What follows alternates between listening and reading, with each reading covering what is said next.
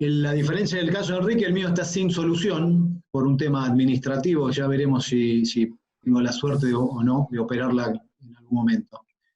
Bueno, empezó siendo una fractura del extremo proximal del húmero derecho, paciente diestra, y yo la recibí, bueno, ahora aviso cuando la recibí, y empezó siendo un problema muy sencillo, porque era una fractura de 2 fragmentos del cuello quirúrgico, y terminó siendo un camino sinuoso, con una mala evolución y con un final complejo y, como les dije, abierto.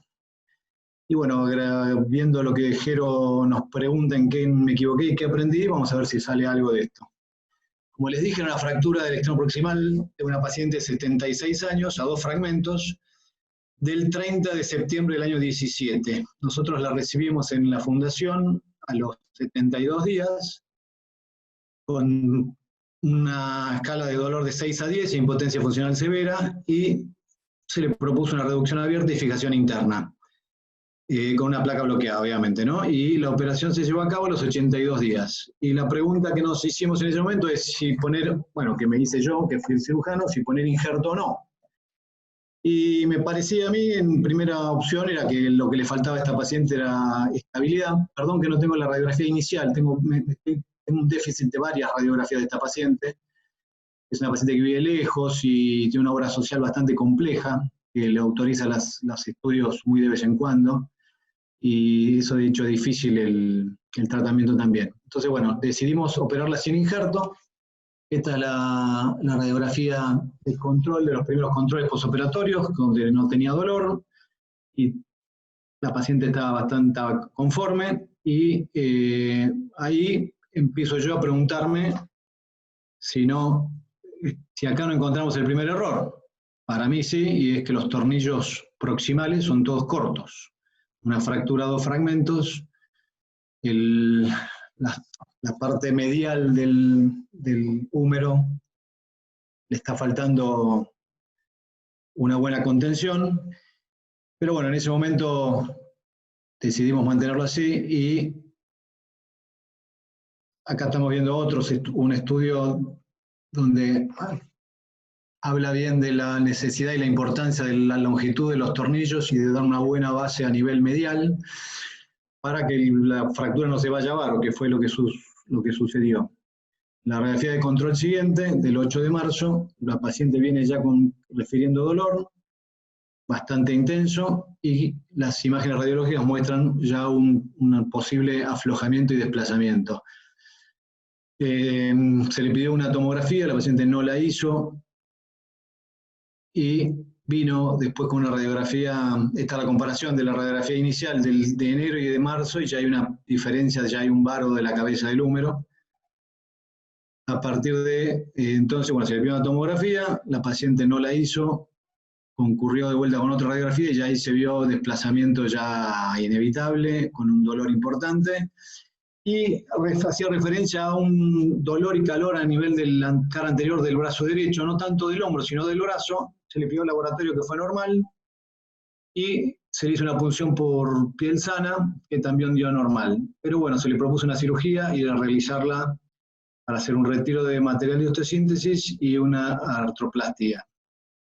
Decidimos hacerla en 2 tiempos. Acá también es una pregunta de si haberla hecho en 1 o 2 tiempos era lo correcto. Bueno, decidimos hacerla en 2 tiempos. Esta es una radiografía no de este paciente. Lo que se le hizo fue retiro de material de osteosíntesis, se le dejaron las tuberosidades y se le puso un espaciador con antibiótico y cemento, y se mandó a cultivo y anatomía patológica las muestras. Por suerte vinieron negativos, y entonces ahí se decidió hacer un reemplazo parcial de húmero, y ahí viene otra de las preguntas, para evaluar si uno cometió un error o no. Si en este momento ya hubiera sido necesario decidir una prótesis reversa, o, como decidimos en ese momento, un reemplazo parcial. Yo, basándome en mi experiencia personal, bueno, eso lo charlamos un poquito más adelante, siguió avanzando la cosa. El paciente empezó al principio, obviamente, con poco dolor, un dolor tolerable, con poca movilidad activa. A partir del mes de septiembre ya empezó con un dolor más elevado y con una subluxación anterior de la prótesis y con muy poca actividad. Y ahí es donde me preguntaba si tendría que haberle puesto o no una prótesis reversa de entrada. Y por ahí en un paciente que ya llevaba 4 o 5 meses de operada de la fractura inicial, tendría que haberle pensado en una prótesis reversa de entrada. Yo prefiero inicialmente siempre pensar en lo más simple, lo más complejo, y en este caso había decidido usar la prótesis marcial para tener opciones a futuro. Y un paciente de esa edad, con una prótesis con el ajetreo que venía llevando, para mí el resultado que se podía obtener con la prótesis parcial podía ser aceptable. Pero bueno, en este caso la prótesis se siguió desplazando y decidimos en un tercer cirugía una conversión a una prótesis de reversa, una prótesis reversa. Entonces, ahí es donde se nos presentó el problema más serio. Retiramos la prótesis parcial, la cabeza, y empezamos a trabajar la glena, y la glena se fue desarmando a medida que intentábamos poner la metaglena Arrow. Y bueno, nos fue imposible ponerla. Después intentamos utilizar la metaglena de revisión Arrow y tampoco teníamos posibilidad de tener amarre, entonces optamos por retirar la cabeza humeral y dejarla sin prótesis para en un segundo tiempo poner injerto de banco y la metaglena. Y lo que sucede después es que la paciente no quiere operarse, está muy, muy dolorida y no quiere operarse por ahora. Bueno, y ahora, ¿cómo sigue la historia? Estamos ante una fractura, un paciente de 79 años con dolor en el hombro e impotencia funcional, que no quiere operarse y tiene una muy mala calidad ósea. Y otro motivo también importante es que la obra social cortó el tratamiento con la Fundación Favaloro, que es donde lo operamos. Entonces, nada, he hablado por teléfono con la paciente para ver cómo manejarnos, pero bueno, la realidad es que la paciente no quiere operarse en este momento. Esta es la tomografía actual, donde ustedes pueden ver el stock de glena que tiene, y la verdad que la calidad ósea de la glena era muy pobre. Esto es un video.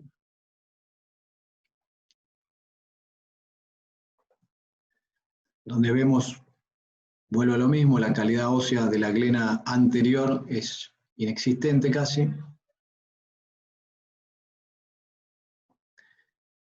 Una tomografía 3D.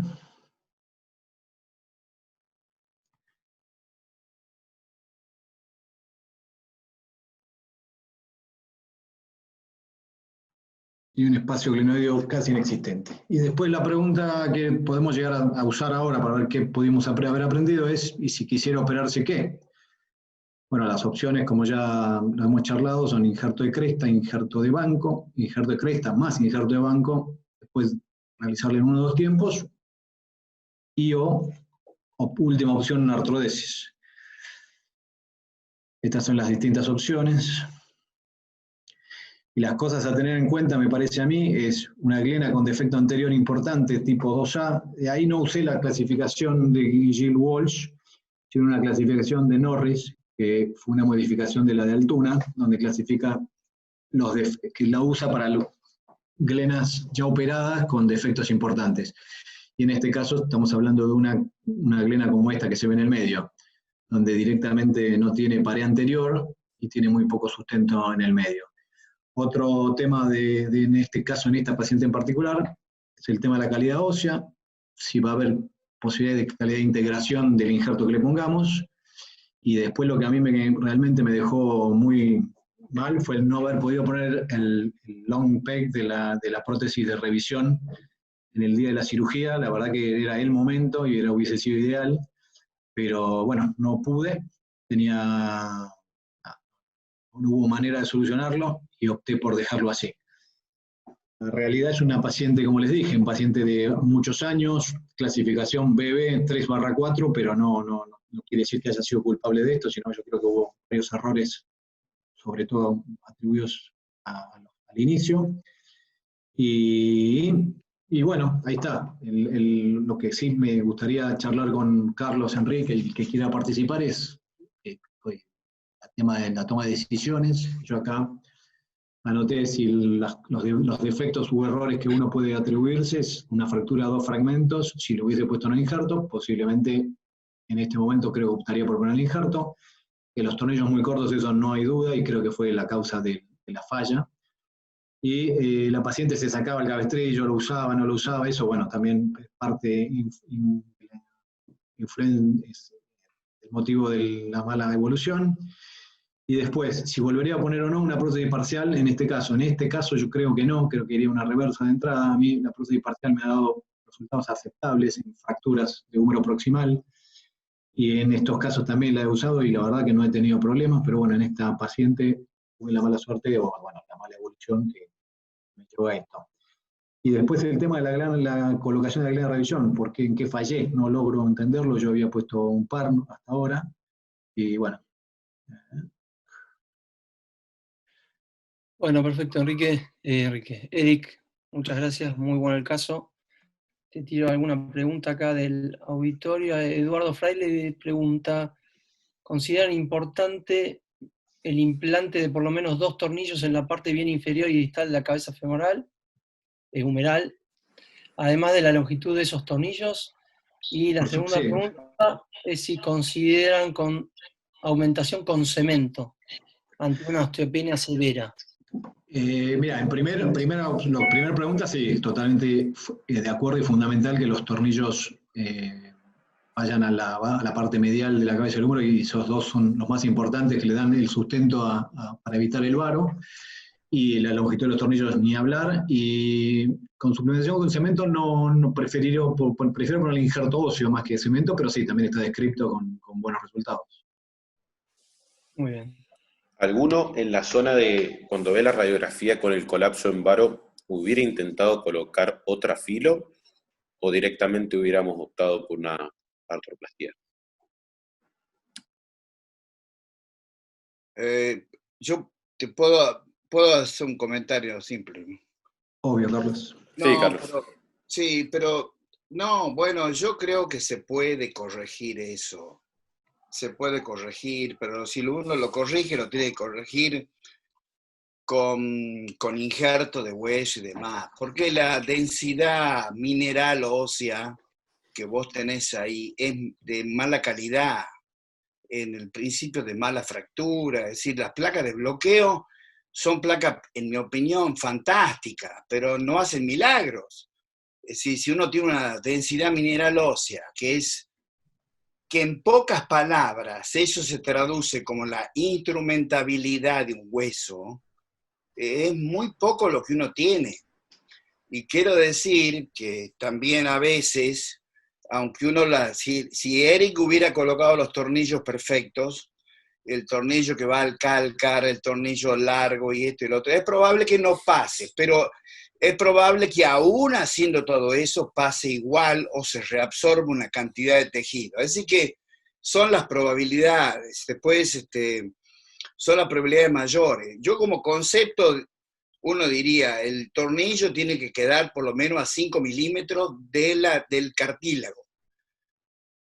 Y la tendencia en la actualidad es así, son 5 tornillos en la cabeza y que todos queden a 5 milímetros del cartílago. A veces esto es como para aprender, no es el único dato, pero ayuda.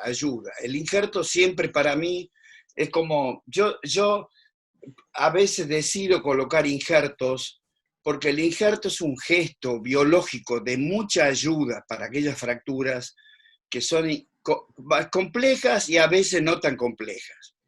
Bueno, son cosas que pasan, este tipo de cosas.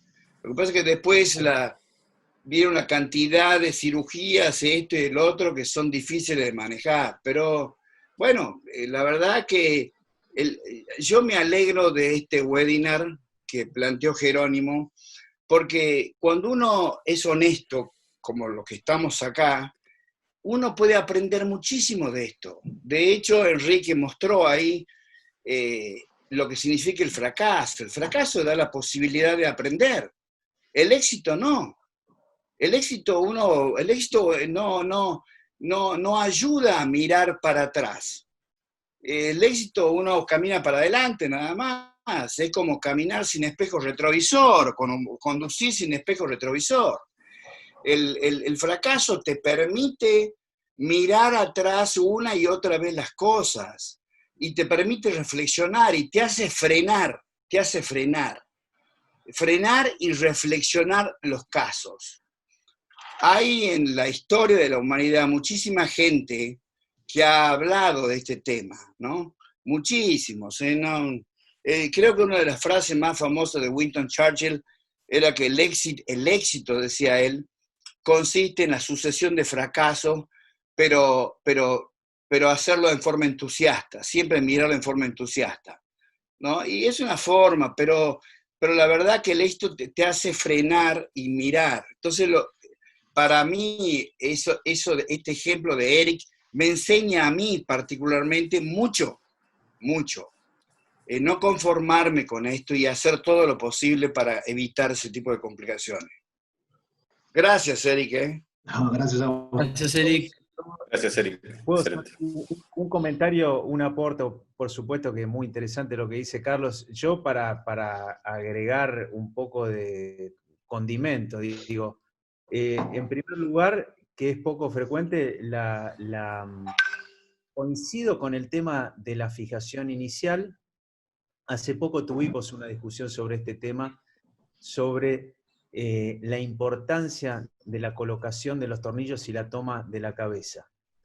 La tuvimos, pienso que coincido que los tornillos al cárcar son muy importantes, pero no hay que olvidarse que el factor pronóstico más importante de estas fracturas es la reducción y la consolidación del troquíter. Dicho esto, probablemente yo en este caso, solamente para agregar un matiz, yo seguramente le hubiese puesto un clavo. A mí me encantan los clavos en las fracturas a 2 fragmentos. En este que está en varo, es muy importante el sitio de entrada de clavo y que se tiene que hacer desde el portal de Neuveiser. Eso es en donde se juntan el acromio con la clavícula, ahí atrás entrando para poder corregir el varo. Y la última, Eric, es una pregunta que te hago en base a las preguntas que dejaste vos para la discusión. Si en algún momento contemplaste la artroplastía por resección. Porque pienso que, dadas como están dada la clasificación del OSEX, dado el tema administrativo de la señora, la calidad ósea, etcétera, etcétera, si te planteaste si la artroplastía por resección puede llegar a ser una opción. En mi haber tengo 3 pacientes que además realmente del mismo grupo etario que no están tan disconformes, pero te lo dejo como... Sí, vos viste que ahí, dentro de las opciones que yo dejé de tratamiento a futuro es prótesis reversa con injerto de glena, etcétera, o artrodesis. La prótesis por interposición no se me ocurrió. Lo único que falta... No por interposición, es sacarle el tallo que tiene y dejarla así. Sí, te entiendo. Lo único que faltaría, pero estaba por decir, lo único que faltaría es sacarle el tallo. No, en este momento, ahora de que me lo decís, no lo descarto, porque sería la solución más simple. La realidad es que esa glena era un puré. Entonces, me da mucho miedo encarar esa glena, y un poco la decisión de dejarle la prótesis era casi una artroplatía por interposición, por resección, pero claro, el tallo ese le jode. Pero sí, es muy viable. Veremos cuando vuelva, si vuelve. Sí, Carlos, querías hablar. No, como estos temas son tan interesantes, porque las soluciones son complejas y mucho menos. Pero yo tengo experiencia, solamente por la edad, un poco de años nada más, pero de haberme metido en muchos líos a la vez, juntos, y es por mi personalidad conflictiva, pero lo único que les digo es lo siguiente: dejar un hombro balán es una pésima idea. No sé si alguna vez ustedes lo hicieron, pero un hombro balán es mala idea, porque el hombro no tiene sustento. Es preferible siempre interponer. Si uno no tiene nada, le pone lo que vos hiciste ahí, se pone la prótesis, se deja, espera un poquitito hasta que se te aclaren las ideas a vos y ver el desarrollo, y después se puede operar eso como si fuera una patología tumoral. Mirá, yo tuve que hacer reconstrucción de glena después de tumores donde prácticamente se resecó todo eso, o donde había que resecar. Y yo yo soy amigo de los huesos de banco, porque temporariamente al menos te dan una estabilidad que no te lo podría dar nadie. Entonces, el hueso de banco en algunas circunstancias puede servir para darte estabilidad mecánica y es un aporte biológico de segundo grado, pero que ayuda. El día que lo tenga que reconstruir, bueno, no sé, ¿viste? Yo siempre les digo a los que andan así, ya será por mi personalidad o no, pero bueno, yo les doy una mano en lo que sea, pues solamente para sostener los separadores si quieren, pero les doy una mano con mucho gusto, porque la visión que el cirujano tiene que tener frente a circunstancias como esta es del tumor, es de un tumor, es exactamente así, no es de otro modo. Cuando hay que operar como si fuera una patología tumoral, hay que entrar y volar esa glena completa y ponerle tornillos, la fijación, hay que operar como si fuera una fractura de escápula, y en la fractura de escápula uno hace un abordaje grande y la fija con una placa con tornillo y después coloca la prótesis. Y así sucesivamente. En fin, hay alternativas. Te quiero decir que creo que valen la pena, ¿no? Porque yo ya tuve, no sé, 3 o 4 pacientes en los cuales le dejé el hombro balán y te puedo asegurar que fue insufrible el padecimiento del paciente y el padecimiento del cirujano. Porque nunca el paciente está conforme, nunca.